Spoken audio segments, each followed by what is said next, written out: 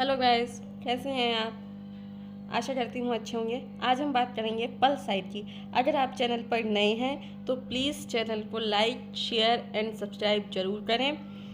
तो चलते हैं आज की वीडियो की ओर। तो आज की वीडियो है हमारी पल्स साइट की ओर, ठीक है। इसमें हम बात करेंगे पल्स असेसमेंट की या फिर पल्स के डेफिनेशन की। Pulse assessment involves measuring the rhythmic expansion and contraction of arterial walls, reflecting the heartbeat. It provides crucial information about cardiovascular system. तो ये तो होगी हमारी डेफिनेशन। तो सबसे पहले हम बात करेंगे पल्स होती क्या है। पल्स मीन्स नाड़ी, जिसे हम नब्ज भी बोलते हैं, ठीक है।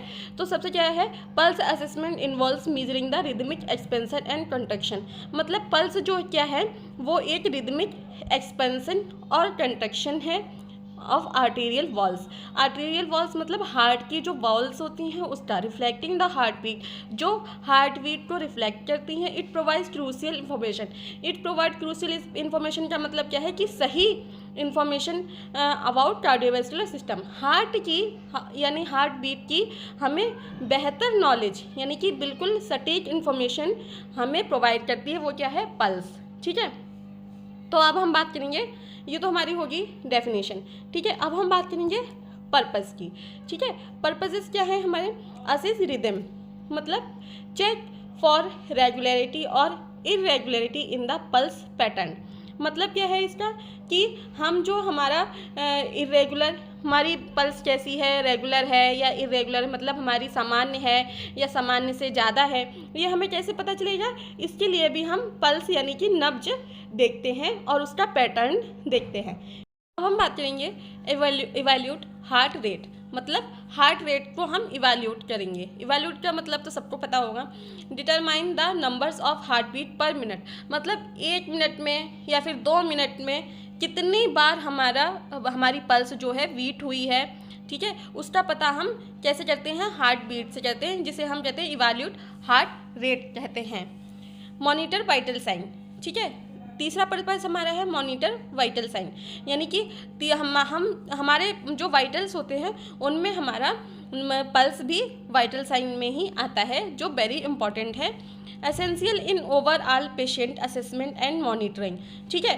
क्या है कि पेशेंट का असेसमेंट और उसकी मॉनिटरिंग करने में भी हमारा पल्स जो है बहुत इंपॉर्टेंट रोल निभाता है। फिर है क्लिनिकल डायग्नोसिस, ठीक है। एबनॉर्मल पल्स में इंडिकेट वेरियस मेडिकल कंडीशन और एबनॉर्मलिटीज़। अगर हमारी पल्स जो है वो एबनॉर्मल है, ठीक है, तो वो क्या है, हमारा medical condition, various medical condition और एबनॉर्मलिटीज़ हो सकती हैं अगर हमारी पल्स एबनॉर्मल है। मतलब कि बहुत सी बीमारियां भी हो सकती हैं, ठीक है, बहुत सी एबनॉर्मलिटीज़ भी हो सकती हैं अगर हमारी पल्स एबनॉर्मल है, ठीक है। फिर हमारा आता है कि नॉर्मल पल्स रेट। फिर हमारा आता है नॉर्मल पल्स रेट, ठीक है। इन्फेंट मतलब छोटे बच्चों में, ठीक है, जो 30 दिन से ज़्यादा के होते हैं, 28 दिन से ज़्यादा के होते हैं, उन्हें हम इन्फेंट बोलते हैं। इन्फेंट की हार्ट बीट जो होती है, पल्स रेट जो होती है, वो 120 बीट्स पर मिनट होती है। 120 यानी कि 120 बीट्स। अब हम बात करेंगे रेस्पिरेशन। इस पे मैं वीडियो ऑलरेडी बना चुकी हूँ, ठीक है, पल्स और रेस्पिरेशन के ऊपर, ठीक है। रेस्पिरेशन को हम ब्रीथ पर मिनट तो इसलिए मैं लिंक्स दे दूँगी, जिसे आप डिस्क्रिप्शन में दे दूँगी, जिसे आप देख सकते हैं बेहतर नॉलेज के लिए, ठीक है। तो इसे हम पल्स को हम बीट्स पे मतलब देखते हैं और रेस्पिरेशन को हम ब्रीथ यानी कि ब्रीथिंग पर देखते हैं। ब्रीथ और बीट्स में बहुत डिफरेंट है, ठीक है। तो ये है 120 बीट्स पर मिनट, ठीक है। और न्यूबॉर्न में जो 28 दिन के बच्चे होते हैं, न्यूबॉर्न, उनकी देखो जो बीट्स होती है 140 बीट्स पर मिनट होती है, ठीक है। फिर हम बात करेंगे एडल्ट्स की। एडल्ट्स में 70 to 80 बीट्स पर मिनट होती है। बहुत ज़्यादा एवरेज हम जाएंगे तो एवरेज होती है 72 बीट्स पर मिनट। अब हम बात करेंगे ओल्ड एज। ओल्ड एज के जो बुजुर्ग होते हैं हमारे जो घर में, उनकी जो पल्स होती है वो स्लो हो सकती है, क्योंकि आप जानते हैं कि एज के साथ जो हमारे ऑर्गन्स होते हैं, जो हमारा सिस्टम होता है, वो हमारा स्लो होने लगते हैं, वो सही से काम नहीं करते हैं। ठीक है, अब हम बात करेंगे एक्सट्रीमली ओल्ड एज की, जो बहुत ज़्यादा बुजुर्ग हैं उनकी। तो उनकी बात करेंगे, उनमें रैपिड पल्स रेट हो सकती है, मतलब ज़्यादा भी हो सकती है और कम भी हो सकती है।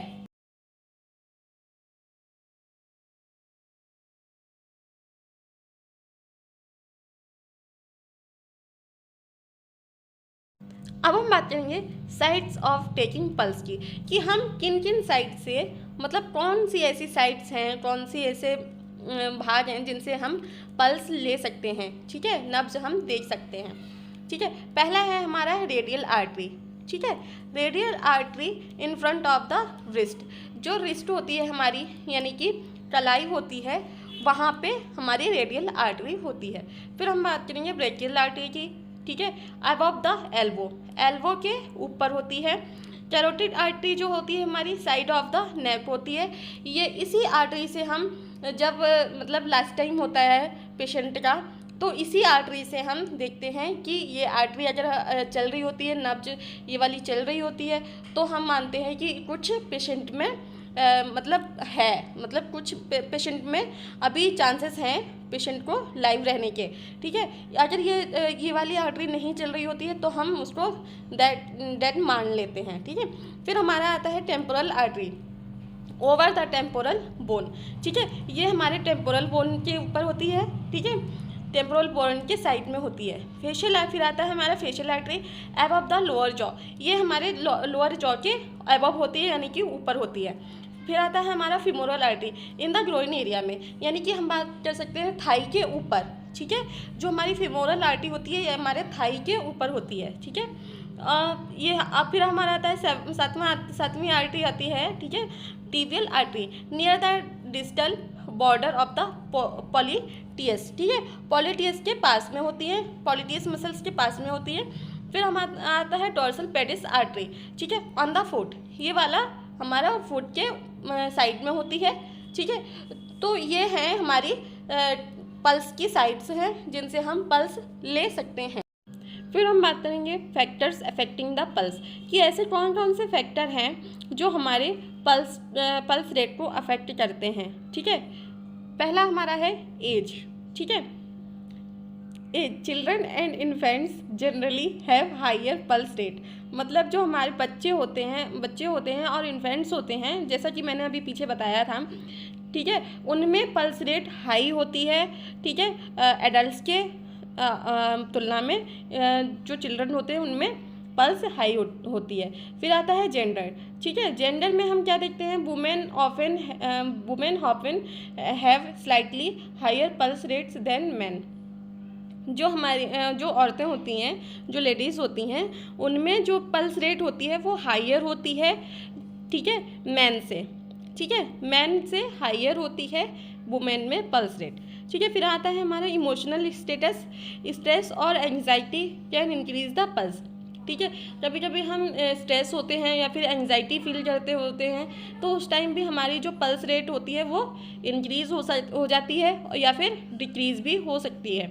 फिर आता है हमारा मेडिकेशन, कोई ऐसी मेडिकेशन है, ठीक है, जो चल रही हैं, तो certain drugs can affect heart rates, मतलब सर्टन जो मेडिकेशन होती है, कुछ मेडिकेशन ऐसी हैं जो हमारी हार्ट रेट को या फिर पल्स रेट को बोल सकते हैं वो अफेक्ट करती हैं, या तो लो कर सकती हैं या फिर हाई कर सकती हैं। अब हम बात करेंगे इक्विपमेंट की। ठीक है, इक्विपमेंट, कौन कौन से इक्विपमेंट की ज़रूरत होती है जब हम पल्स लेते हैं या फिर पल्स देखते हैं। ठीक है, स्टेथोस्कोप, पहला है हमारा स्टेथोस्कोप। स्टेथोस्कोप के ऊपर भी हम वीडियो बना चुके हैं, इसके पार्ट्स भी मैं बता चुकी हूँ। ठीक है, आप वीडियो देख सकते हैं जिससे आपको नॉलेज हो जाएगी। Stethoscope for listening to pulse sound, stethoscope for listening to pulse sound. ठीक है, जो क्या होता है स्टेथोस्कोप, जिसे हम आला भी बोलते हैं नॉर्मल भाषा में। ठीक है, गांव में तो लोग आजकल मतलब ज़्यादातर आला ही बोलते हैं। ठीक है, for listening to pulse sound, pulse को सुनने के लिए हमें स्टेथोस्कोप की ज़रूरत पड़ती है। ठीक है, फिर आता है हमारा watch, to measure time accurately. देखो बिना वॉच के हम जो है पल्स को मेज़र नहीं कर सकते हैं। ठीक है, तो आता है watch to measure time accurately.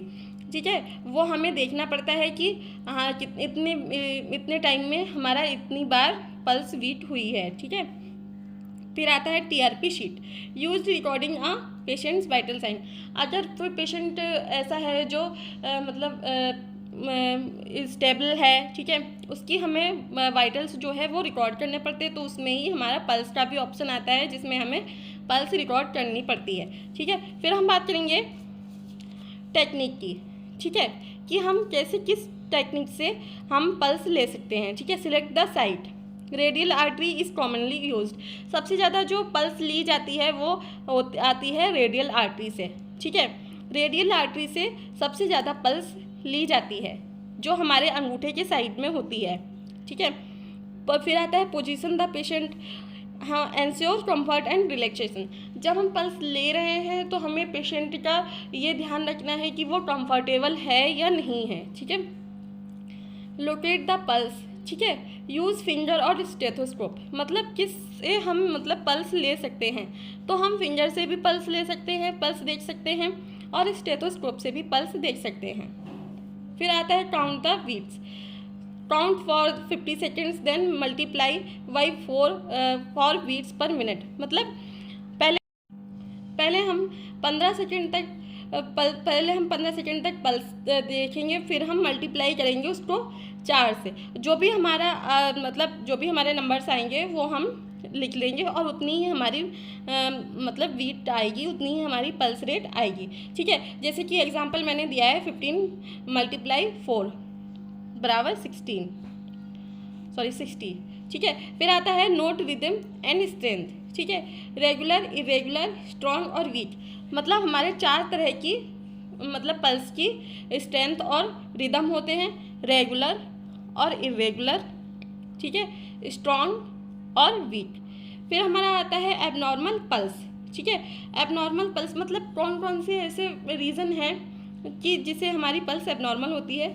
जैसे हमारा टैकीकार्डिया, हार्ट रेट जो हमारी 100 से ज़्यादा होती है, 100 बीट पर मिनट होती है रेस्टिंग टाइम में, मतलब हम मतलब ज़्यादा काम नहीं कर रहे हैं और रेस्टिंग टाइम में, तब भी हमारी जो हार्ट रेट है वो 100 से अबव है, तो वो टैकीकार्डिया कहलाती है। ठीक है, फिर हमारा आता है ब्रेडिकार्डिया। ब्रेडिकार्डिया हार्ट रेट जो है 60 बीट पर मिनट से स्लो होती है रेस्टिंग टाइम में, मतलब जब हम कुछ भी काम नहीं कर रहे हैं तब हमारी जो हार्ट रेट है वो 60 से मतलब 60 से नीचे है, तो वो उसको हम ब्रेडिकार्डिया बोलते हैं। फिर आता है हमारा एरिथमिया। ठीक है, एरिथमिया का मतलब होता है इरेगुलर हार्ट बीट पैटर्न, मतलब जो हमारी जो हार्ट बीट है वो इरेगुलर है और रेगुलर पैटर्न भी है। ठीक है, फिर आता है वीक और thready pulse, differently feeling the pulse. ठीक है, डिफ़िकल्टी जो होती है पल्स को लेने में, मतलब या तो हमें पल्स बिल्कुल भी नहीं पता चलती है कभी कभी पेशेंट की कि पल्स है कहाँ पे, मतलब नहीं मालूम पड़ती है हमें, तो उसको हम वीक और थ्रेडी पल्स बोलते हैं। फिर आता है हमारा बाउंडिंग पल्स। ठीक है, एक्सेसिवली स्ट्रॉन्ग पल्स, मतलब बहुत ही ज़्यादा स्ट्रॉन्ग पल्स जब हमारी होती है तो पेशेंट की, तो उसे हम बाउंडिंग पल्स बोलते हैं। ठीक है, अगर आपको वीडियो अच्छी लगी हो और कुछ समझ में आया हो, इन्फॉर्मेटिव लगी हो, तो वीडियो को लाइक, शेयर, सब्सक्राइब जरूर कीजिए, चैनल पर बने रहिए। धन्यवाद।